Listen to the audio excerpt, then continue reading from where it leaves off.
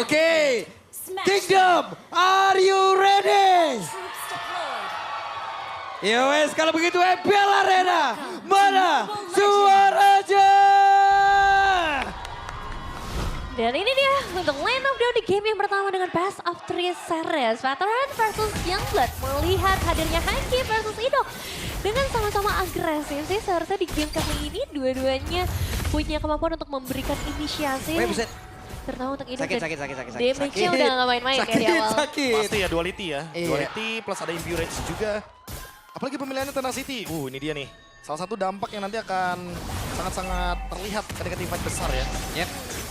Wah, dan ini Waduh, dia. Albert hampir saja, namun sekarang Albert masih bisa selamat, tapi 3 player dimiliki oleh RRQ yang ada di area mid. Mereka sangat-sangat mendominasi, tapi itu dia dari Hanky tetap memberikan sebuah perlawanan. Ya, karena tadi ada delaying juga ya yang bisa diberikan sama Roundel untuk bisa menahan setidaknya 2-3 pemain di sekitar area River. Dan Cici di area gold lane yang ternyata dibawakan ngebuat lapu-lapunya akan stay di RXP.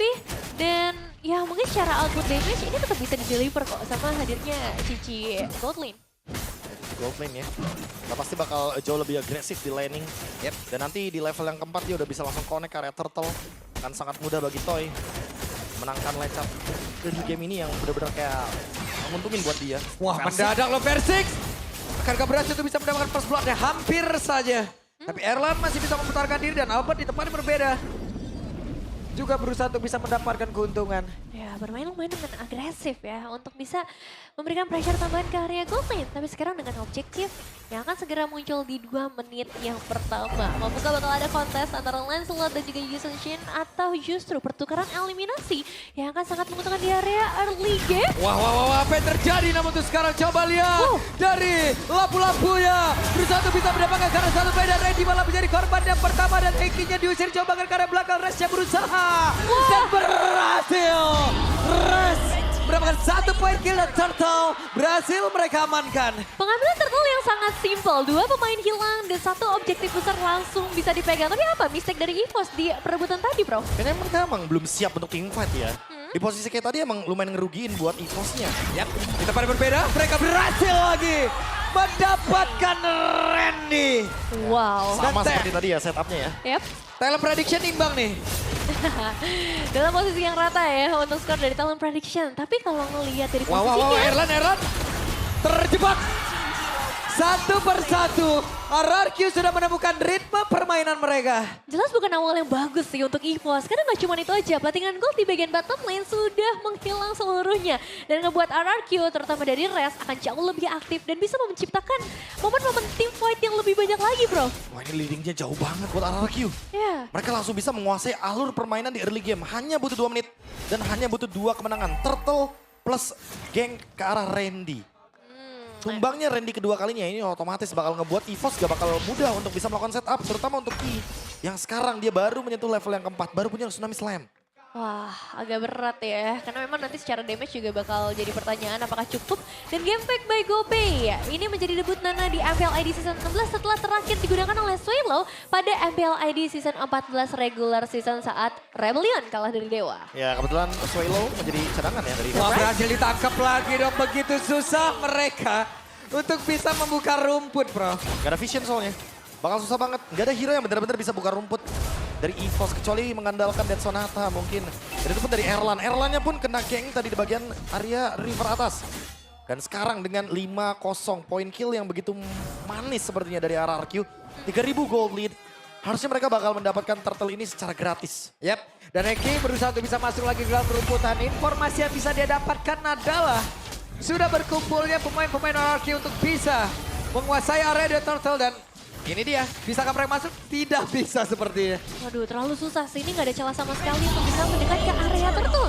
Memberikan objektif yang gratis, tapi Ki masih muncul Dan lagi. itu dia sudah bisa dikeluarkan dan siapakah satu orang pertama dari RRQ yang berhasil diamankan dan itu adalah Hidok. Hidoknya pun lenyap. Wah, setidaknya ada pertukaran yang akhirnya bisa dipegang memecahkan telur poin eliminasi dari EVOS, tapi memecahkan juga outer turret bawah dengan RRQ yang begitu bebas. Dan ini waktunya untuk Res mulai ikut bermain nih, Toy. Di area atas pun. Barat lane. Yap, itu dia Randy berusaha untuk bisa mundur, namun malah membawa musuh-musuhnya ke dalam satu area di mana orange buff-nya masih dibutuhkan oleh Albert. Untungnya masih bisa didapatkan di tempat berbeda. Coba lihat Didok, berusaha untuk bisa mendapatkan Karangki, tapi untungnya Hengki masih bisa kabur. Wah, ini sulit sih, karena udah kalah dari dua sisi lane, Bro. Ya, dan udah ada fleeting time juga nih buat Idok. Jadi gampang banget untuk menciptakan ganking kecil. Dan sekarang siapapun yang bakal kena shortcut, itu dalam 20-30 detik ke depan bakal ada shortcut lagi. Sesingkat itu ya untuk bisa ngebuka inisiasi yang baru, dan sepertinya untuk inisiasi sekarang pun gak cuma hadir dari satu sisi aja, melainkan hadirnya lampu-lampu di tangan Res ini seringkali juga jadi awal mula peperangan, Bro. Udah pasti ya. Yap, itu dia. Ada tsunami slam lagi dikeluarkan dan mereka berhasil mendapatkan Karaidok. Satu poros utama bagaimana cara untuk mengganking pemain-pemain di pos tadi. Dan pada salah satu dikeluarkan begitu saja. Sementara sekarang Toynya masih berusaha bisa kabur. Bahkan Resnya pun langsung lompat ke area terdepan dengan Brave Factor yang dimiliki begitu besar damage yang dihasilkan. Bahkan Ki tidak sanggup untuk bisa menahan. Belum siap ya, sepertinya untuk EVOS melihat tim fight yang ada di area top lane, karena posisi Kian juga nggak ready dengan tsunami slam-nya. Ngebuat kerugian malah ada di tangan mereka, tapi setidaknya mereka mencoba dan akhirnya bisa mengukur nih posisi perbedaan damage antara kedua belah tim. Wah, ini dia nih tolak ukur untuk tim fight-nya makin lebih kelihatan ya. Kalau misalkan EVOS-nya udah mulai aktif untuk menggerakkan pick off mereka, tapi walaupun baru mendapatkan 2 kill, dan RRQ yang lebih diuntungkan karena map vision-nya itu luas banget buat mereka. Iya, mereka punya Sunshine, ada Chip, bahkan Bowie juga yang bisa langsung nge-reveal posisi dari para pemain EVOS. Bahkan untuk objektif selanjutnya, ini udah gak ada harapan untuk melakukan pertukaran. Tapi mungkin kalau misalnya pertukaran objektif, masih bisa ditimbang-timbang oleh EVOS. Yap, perfect turtle bro. Perfect, pasti. Karena dari awal udah unggulnya sampai 3000, itu bakal mudah sekali untuk menekan gamenya bagi RRQ. Apalagi RRQ emang terkenal dengan early game agresif. Yap. Dan sejauh ini belum ada perlawanan untuk tim fight secara keseluruhan ya. Mungkin di awal agak sedikit kesulitan karena EVOS masih harus menjaga laningnya. Tapi karena sekarang dua side lane-nya udah runtuh. Dan mungkin kita akhirnya bisa ngelihat nih kalau bermain secara 5 pemain. Apakah ini menjadi power buat EVOS? Karena ya sekali lagi power dari Nana ini loh yang kita tunggu-tunggu. Ini diversionnya kayaknya cuma buat ngegocek ya. Ya. Karena sebenarnya kita tahu ketika diversion digunakan itu kelihatan loh Iya. dari mana Luoyi-nya. Tapi kan untuk next targetnya itu dia nggak kelihatan. Jadi makanya ultimate-nya sengaja dipakai dengan tujuan biar EVOS-nya tuh kayak berpikir tuh di rumput mana nanti mereka bakal teleportation. Ternyata nggak kemana-mana. Iya ya, satu gocekan saja dengan cara itemizations. Langsung ya, Skypierce dari seorang Erlan ini udah dibawa tapi mampukah untuk mendapatkan eliminasinya, Bro? Wah, kalau ngomongin eliminasi masih jauh banget sebenarnya ini. Dengan perbedaan seperti ini paling yang bisa dimakan cuma Idok. Wah tuh ke Erlan tuh sakit Aduh. banget damage-nya Versik. Sakit banget kombinasinya. The Hunter Strike, Blade of Despair ya. Jadi secara turtle ship damage-nya akan sangat-sangat meledak sekali. Erlan harus menjaga posisinya. Kalau enggak dia bakal bisa dimakan dengan mudah. Wah, sengit sih ini. Audience prediction 51% berbanding 49%, Pak. Tipis saja, Iya ya. terlalu jauh. Gak ada perbedaan yang terlalu signifikan, membuktikan memang dua tim ini ya derby asik gitu ya, jadi Derby gak heran klasik. juga. Dan mendekati ya untuk momen objektif yang pertama. Satu buah conceal play. Timingnya pas banget. Ada pergerakan dari Mountain Shocker ketika konsilnya dibawakan oleh Ki tadi. Sehingga itu yang membuat EVOS gagal melakukan gankingnya. Wah, melepaskan satu momen berarti yang cukup berbahaya sebenarnya, karena untuk nextnya sudah jelas pemegangan kendali di sekitar area Lord akan segera didapatkan oleh RRQ. Tapi EVOS mampukah mereka melakukan kontes atau setidaknya menculik eliminasi, karena itu akan cukup menguntungkan. Itu dia, Hengki tadi berusaha tapi sekarang Brave Fighter malah langsung aja lompat ke area terdepan di mana Resnya berhasil tadi langsung aja mendorong mundur karena beberapa player dan Rodelnya berhasil dipukul mundur jauh sekali. Dan Res masih berusaha, masih berdiri sendirian, Reddy-nya tidak sanggup untuk bisa bertahan sendirian. Dua pemain yang langsung berhasil dihilangkan, bahkan Rins pun akan tetap memberikan pressure bagi seorang Albert. Dan kita udah lihat. Wah, oke. 1v1 situation hampir saja untuk masih ada Tonros. Itu dia, perbedaan damage yang sudah terlalu jauh, Bro. Ya ini juga ya, secara gold yang udah jauh, damage-nya juga udah terlalu jauh. Terlalu snowballing dari RRQ, mereka udah langsung mendominasi hampir semua lini. Dan mereka sudah bisa nih untuk merontokkan area jungle-nya juga. Sehingga EVOS gak punya ruang untuk farming. sangat terbatas area untuk farming. Bahkan untuk defensif pun ini agak sulit. Mereka harus cukup fokus di bagian bawah. Sementara akan ada satu inner turret yang berhasil dihilangkan. RRQ tidak tinggal diam. Mereka bakal coba untuk memaksa kah? Dengan hadirnya dua efek teleportation yang langsung bisa bermain agresif. Tapi ya fokus utama hanya menuju ke arah objektif turret terlebih dahulu. Oke, ada Lord di bagian bawah bergerak. Tapi belum ada pergerakan pasti juga dilakukan oleh pemain dari RRQ. Masih ketahan ya kalau ngomongin cara base turret. Tapi kalau untuk 3 inner turret ini harus sudah bisa diikhlaskan begitu saja oleh EVOS di 10 menit yang pertama, bro. Ya udah pasti ya. Mereka harus merelakan pasifnya karena mereka juga nggak bisa masuk area jungle. Kan itu ada fan untuk chipnya. Itu yang bakal digunakan ketika Y-Walk-nya ready. Dan belum lagi backup dari Rins. Yang dengan diversion dia bisa langsung hadir ketika nanti ternyata efek dari teleportation-nya miss. Iya ya, efek teleportation yang memang... Itu namanya teknik tipuan, Nevin. Jadi seolah-olah RRQ-nya... Yap.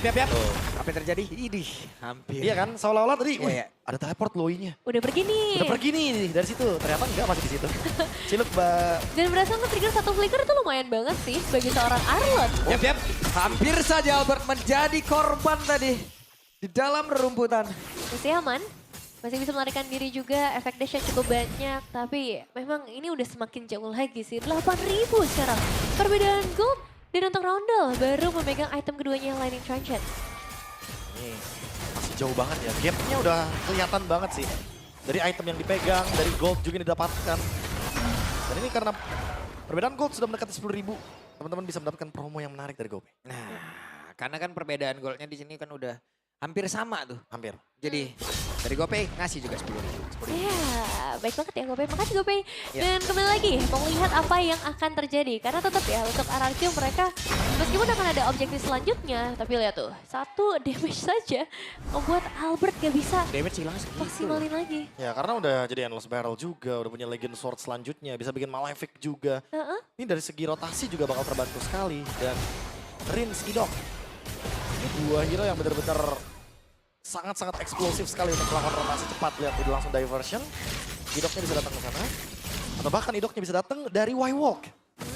Ada banyak jalan menuju Roma ya, tapi kali ini jalan menuju Lord yang akan kita cari juga dari EVOS. Apakah ada celah yang bisa mereka mainkan? Lihat Idok. Tapi agak sulit sih, karena Toy udah langsung mendekat juga. Dan Toy menjadi orang terdepan.